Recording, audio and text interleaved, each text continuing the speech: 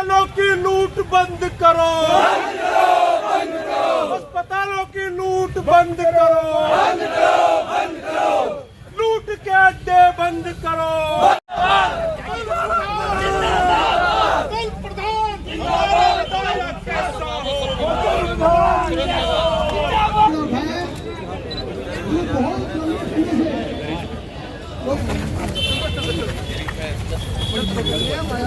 अतुल प्रधान जिंदाबाद, अतुल प्रधान गरीबों का नेता कैसा हो।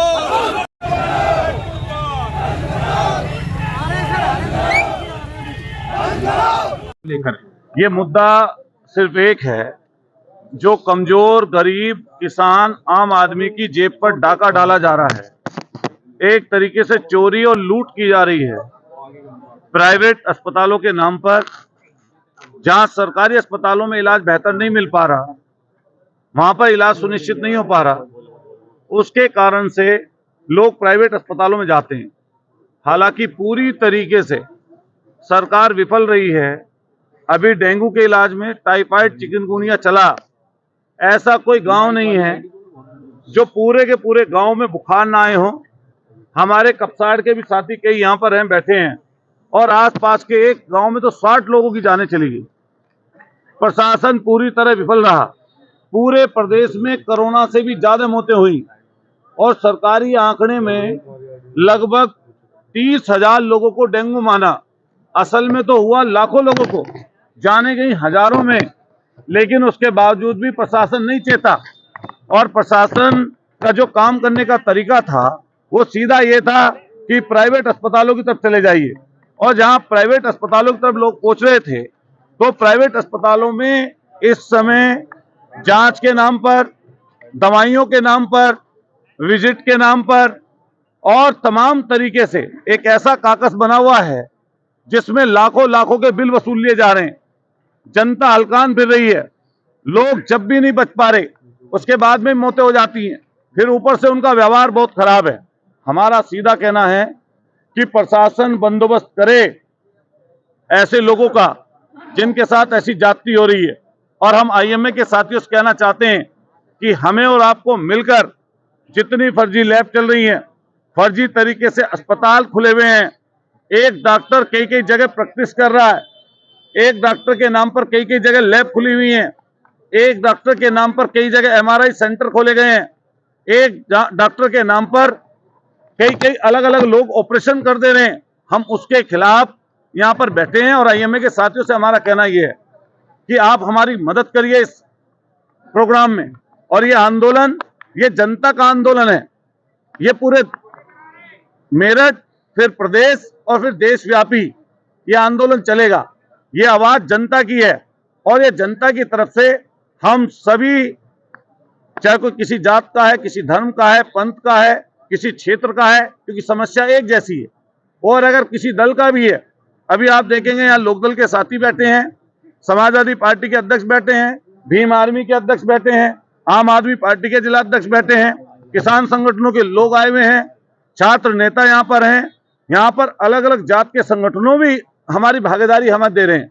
मेरा ये आंदोलन, चूंकि मैं खुद अमर अनशन पर रहूंगा, मैं तमाम साथियों से रिक्वेस्ट करूंगा, पत्रकार साथियों से भी, कि आपने हमारी बहुत इस आंदोलन में मदद की है।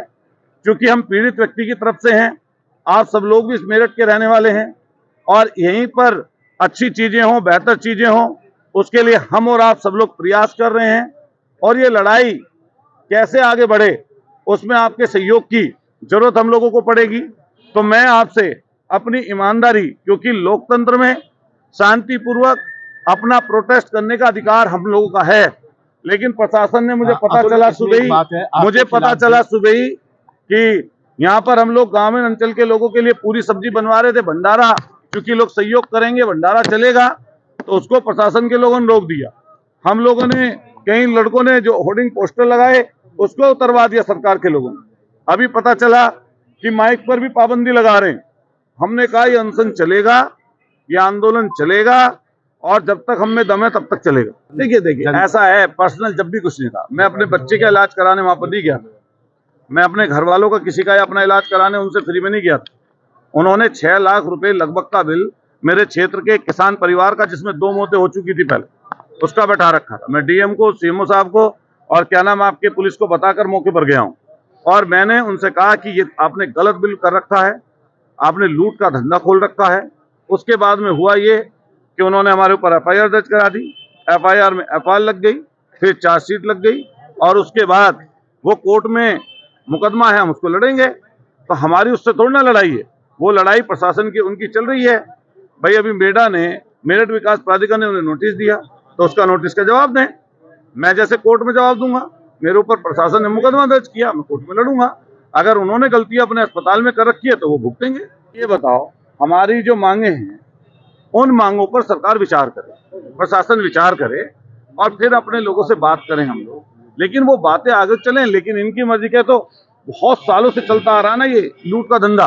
भाजपा का काम क्या है? स्वास्थ्य मंत्री ने तो स्वास्थ्य मंत्री ने तो उसकी कमेटी बैठाई थी, जांच कमेटी। मैंने थोड़ा ना जांच के लिए बोला था।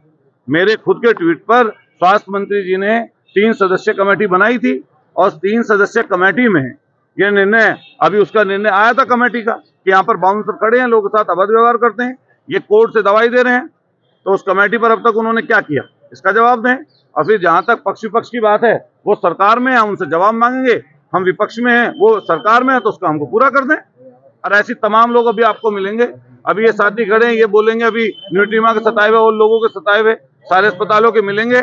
और हम आपके माध्यम से कहना चाहते हैं, जितने भी ऐसे सताए हुए परेशान दिक्कत वाले लोग हैं, सब आए और इस यज्ञ से, जो आंदोलन चल रहा है, यज्ञ शुरू भी होता है तो अपनी आहुति दें और अपने बारे में जानकारी दें और ये आंदोलन चले।